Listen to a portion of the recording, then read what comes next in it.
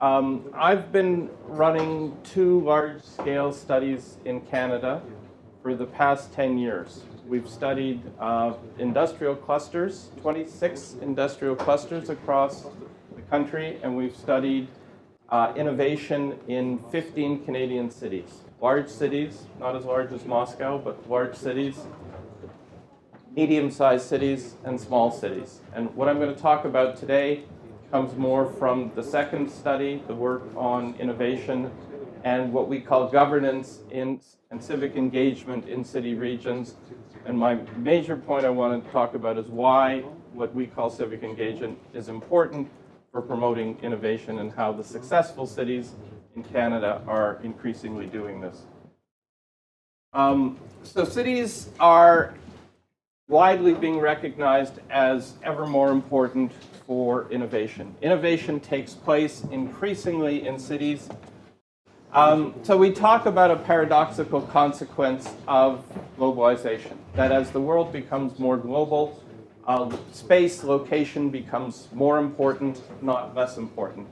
And we talk about innovation can be found, good ideas can be found anywhere in the world, but the reality is they're more concentrated in a smaller number of places, not a larger number of places.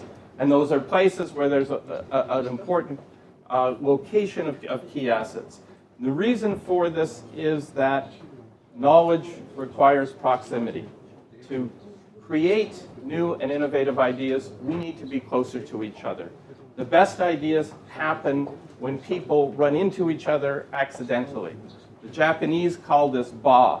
They call it creating a space for accidents to occur and new ideas to come about. Google builds this into all of their offices. All the Google offices have spaces where people have to go and take coffee together just so they will meet and interact. So in larger cities, you get a bigger concentration of people, much more variety. Smaller and medium-sized cities, not the problem in Moscow, but in other cities in Russia, it's more of a challenge. So as I said, we use the expression a lot, the world is flat, which means it's increasingly globalized. But one of my colleagues at the University of Toronto, Richard Florida, likes to say, actually, the world is spiky. And by spiky, he means the research and innovation centers are much higher in a few places than all over the world.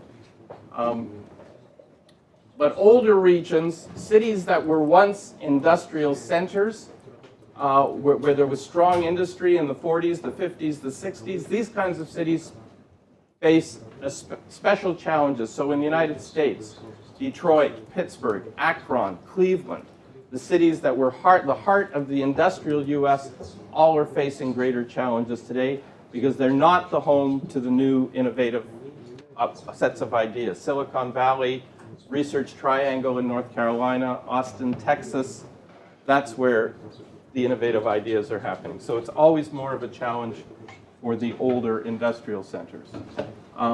Size is important because size attracts more size. The greater the number of firms you have, the more talented and creative workers want to come and work in those cities. And the larger the labor pool of talented and creative workers, the more that will attract and draw firms in. So again, these work well for large cities, more of a challenge for the medium and smaller cities. But we also talk a lot about the importance of resilience. And by resilience, we mean the capability of a city or a region to bounce back, to recover from an economic challenge, an economic downturn, the loss of a key industry, and in so doing to open up paths for new industries, to create new economic opportunities, and to chart a new path for growth in the future. A lot of people think of these sorts of things as market-driven phenomena, but the argument I want to make today is that resilience requires more than just market activities. It requires 3 sectors to work together: the private sector of firms and the economy, the public sector of government institutions and government organizations, and a third sector which we could call a civil sector.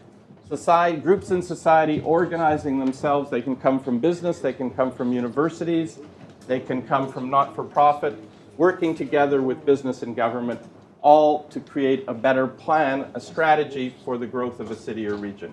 So successful regions build what I call institutional capacity. They build the capacity to work together more effectively and plan their future, their economic future. The key part of this is what we call civic engagement. By civic engagement, we mean the involvement of citizens in the economic well-being of their future. So the economic well-being of a city is not just the responsibility of government. It is not just the responsibility of a few large, successful firms. It's the responsibility of a broad cross-section of the community in a city or region. And we have to recognize that successful outcomes depend on, Bill used the phrase innovation ecosystem. So an innovation ecosystem involves firms, government, universities, technical training institutions, specialized technology transfer institutions, civic associations, all working together effectively. And in this kind of a situation, power is dispersed. It's not all concentrated in the hands of government or firms, but all of these actors have to be involved. And so we talk a lot about governance, and governance is not the same as government. Government is publicly elected officials.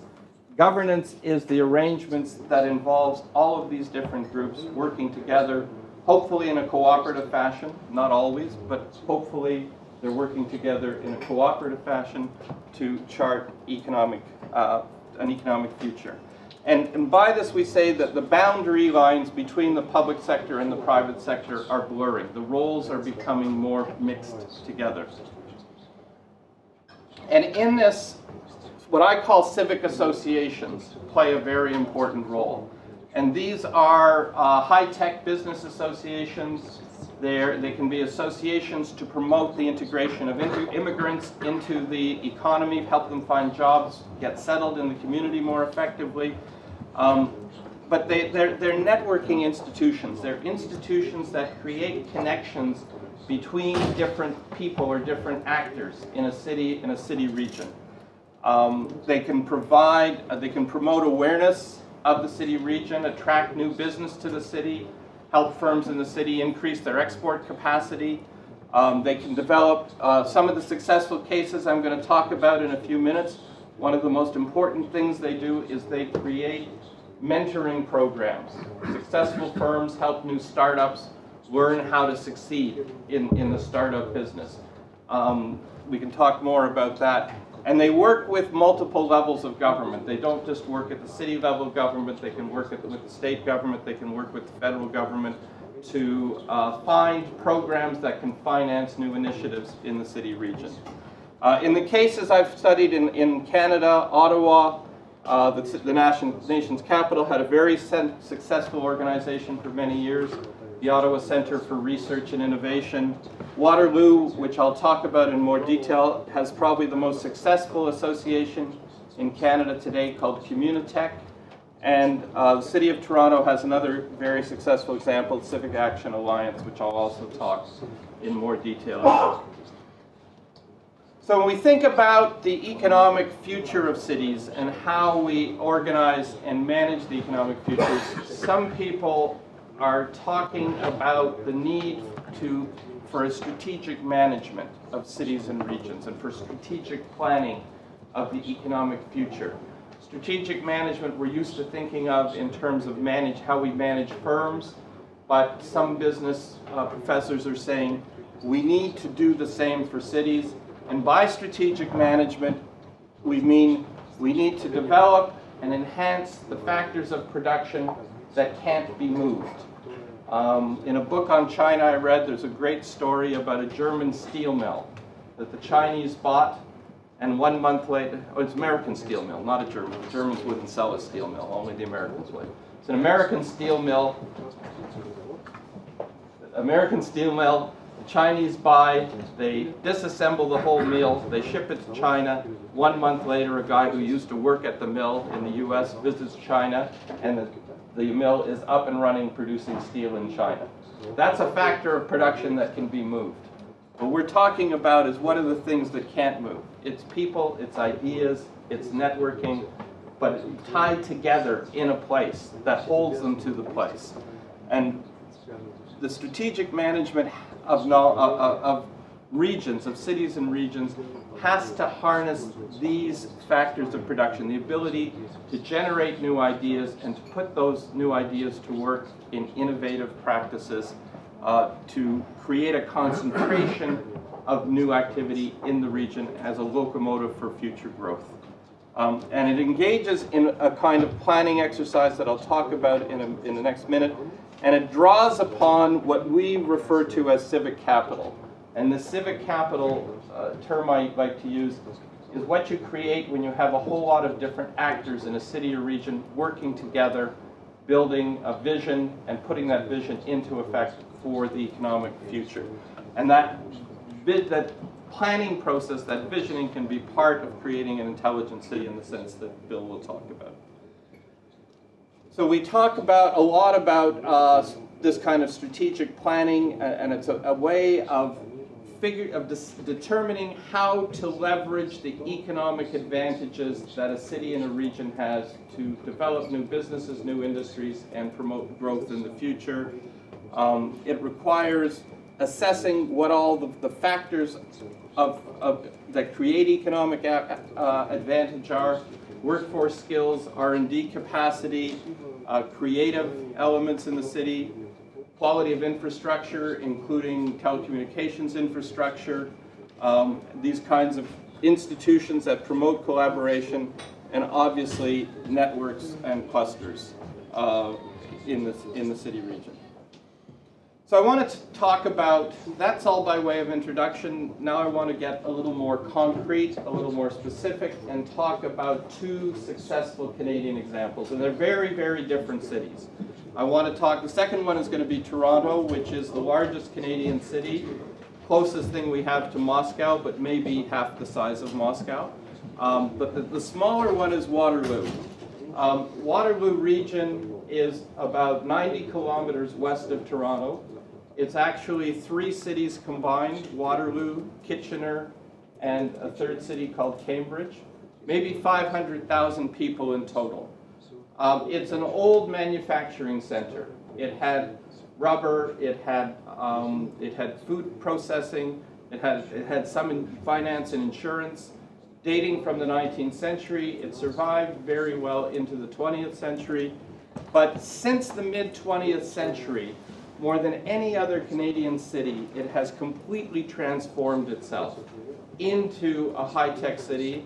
And if I'm not mistaken, Bill, was it the first Canadian city to win the Smart? Second.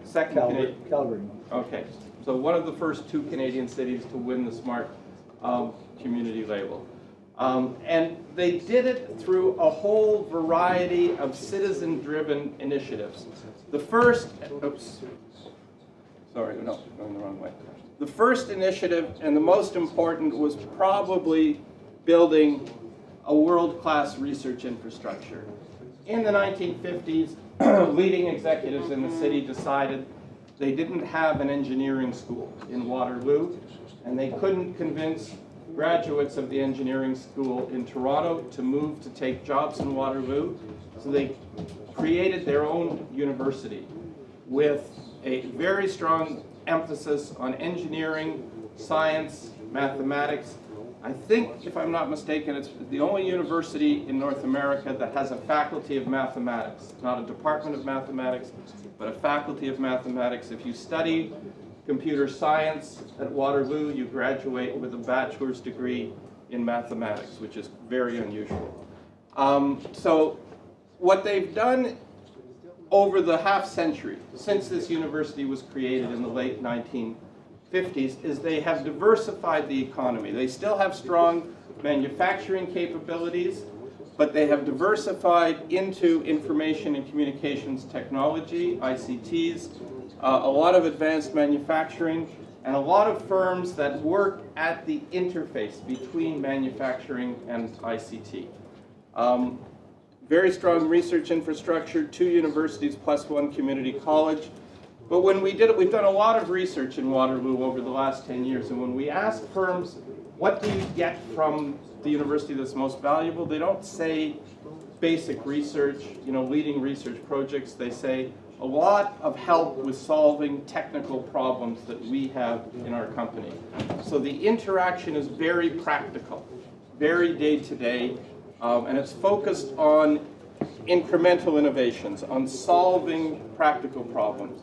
But the other thing that Waterloo has done better than any other city in the country is they have created this kind of civic capital I was talking about, and these civic associations and civic networks, and they have worked together in a very cooperative fashion to create new institutions, new initiatives to promote the high-tech future of the city.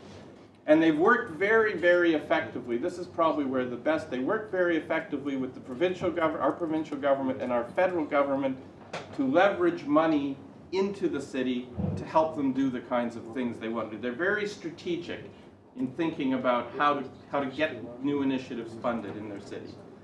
So they have a number of associations that have been built up over the years. The most important is probably this Communitech Technology Association that was started in 1997, but founded a few years earlier by some of the high-tech entrepreneurs. This was not a government initiative, and it's grown, and they have a highly inclusive set of community-based institutions. Everybody knows who everybody is. They all work together. At the center of a lot of these networks is the university. When I did interviews in Waterloo 5-6 years ago, and we would ask people, who is the person in this community that everyone looks to for thought leadership? Where do they get the ideas? Overwhelmingly, they would say the president of the university, a very commanding figure with a lot of respect throughout the community. The university's also been very strategic at building initiatives to promote technology transfer and to help incubate new firms. They've built a research and technology park on the north side of the university campus, and more recently they've built a digital mobile hub and accelerator, which I'll talk about in a few minutes. The other thing, though, that is very, very different about Waterloo than any other city I've ever studied is there is an incredible tradition by the business community, the most successful business leaders in Waterloo. You can translate into the Russian equivalent. They have a high tradition of giving back to the universities. So the president of BlackBerry, of the company that made the BlackBerry, is the leader in this.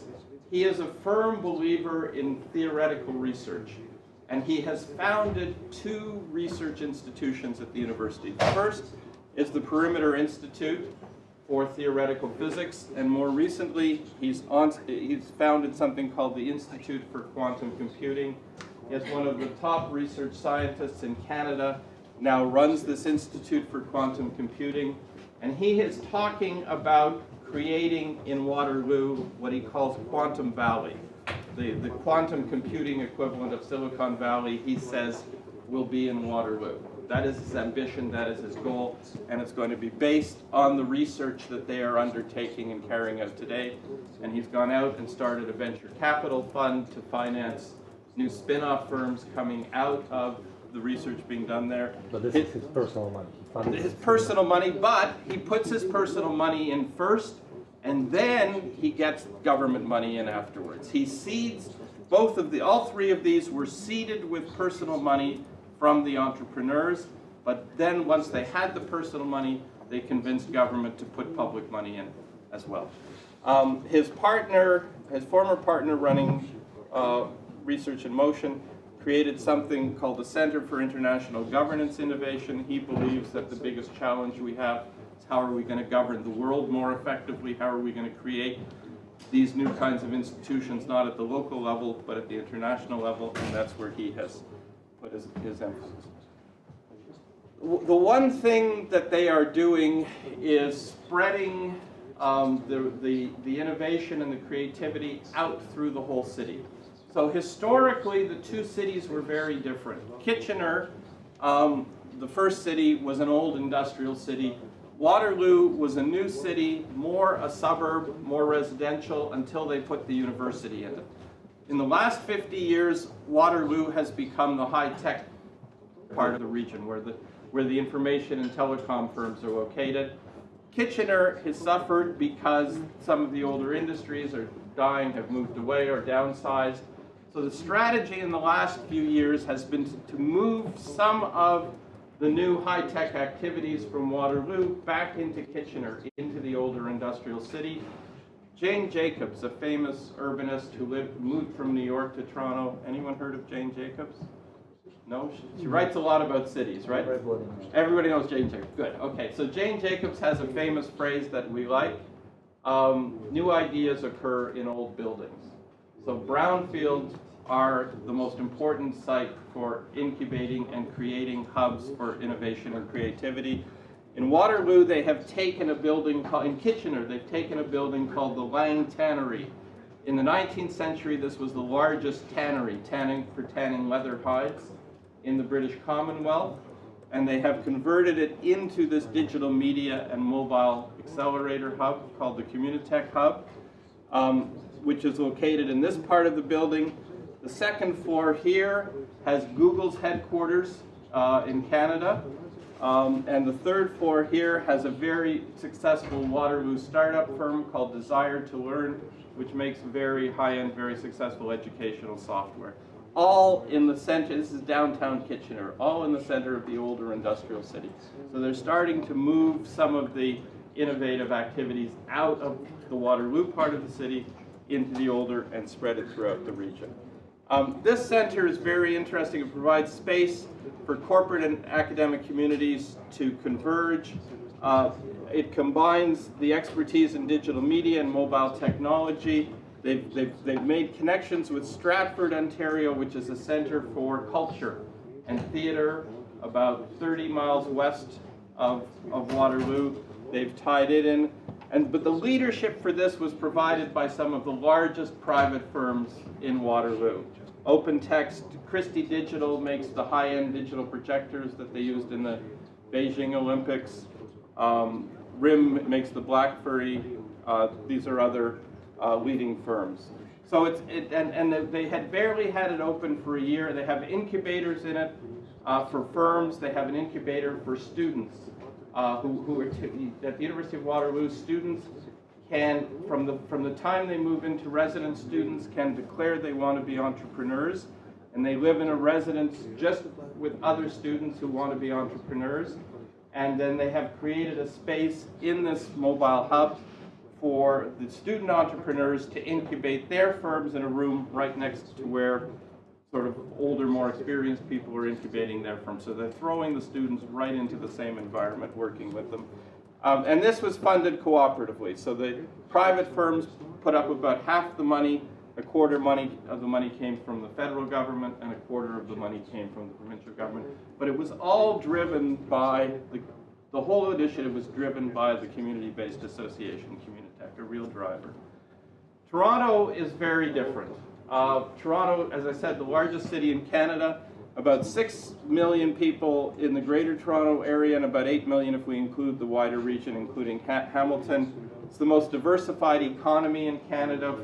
It still has a lot of manufacturing, auto parts, aerospace, food processing, but a lot of high-end, knowledge-intensive business services, particularly financial services. It's the third or fourth largest financial center in North America, and very, very strong cultural and creative industries: film, television, media, live theater, music, sound recording, digital media. So all of these you find in the Toronto, and it scores very high on what Richard Florida calls creative occupations, or bohemians.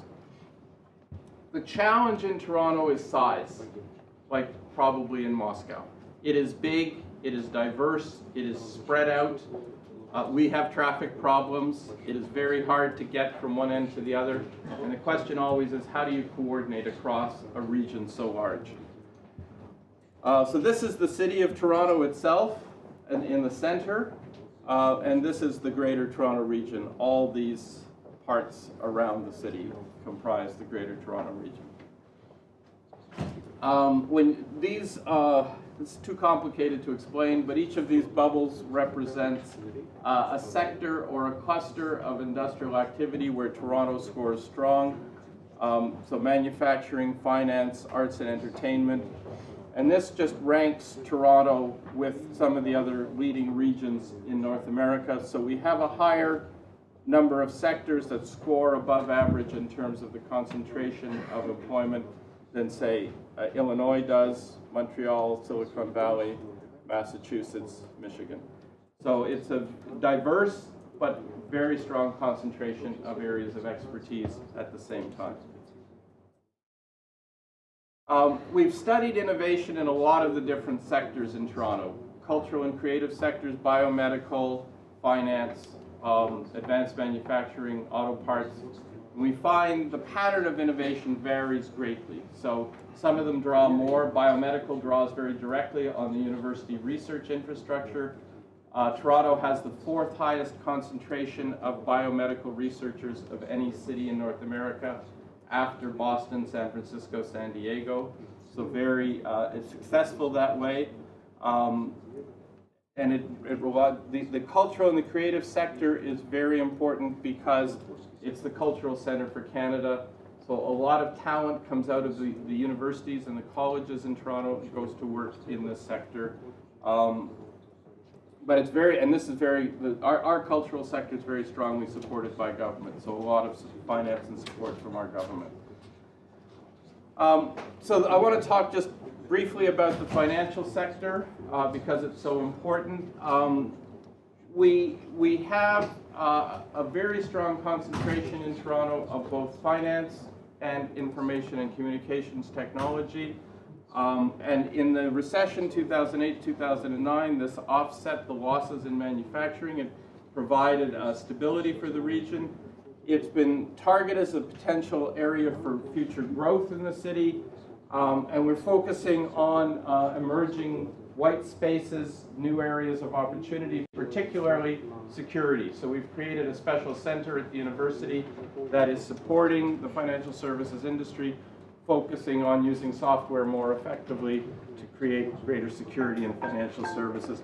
And this sector also has its own very strong industry association, the Toronto Financial Services Alliance. That's just a map of, I'll skip over this, it's a map of the location. Financial services are concentrated right in the downtown core. The yellow are the information and communications. A lot of these are older industrial and warehousing sectors where a lot of the new digital media firms are based in Toronto. The last thing I want to talk about is this Civic Association in Toronto. It's played a very strong, very active role over the last 10 years. It was founded by a group of 50 civic leaders from the private and the community business and community sector. They came together out of a forum that was originally organized by the mayor of the city, and they put forward an agenda for action for things that they thought the city needed and an agenda that they were going to push forward, and weren't going to wait for government to take action on. Over the last 10 years, they've involved over 8,000 people with different initiatives, and they do a lot of time lobbying governments to get them to take different actions. These are some of the many things they've done. They created an alliance to promote research in the Toronto region.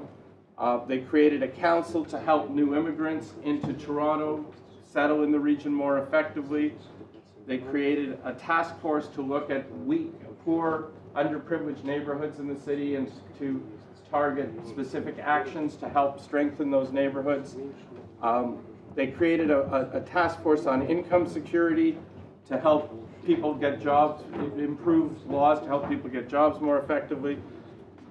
This is probably the most notable event. They created a major cultural and arts festival called Luminato. Happens in the first week and a half of June every year in Toronto.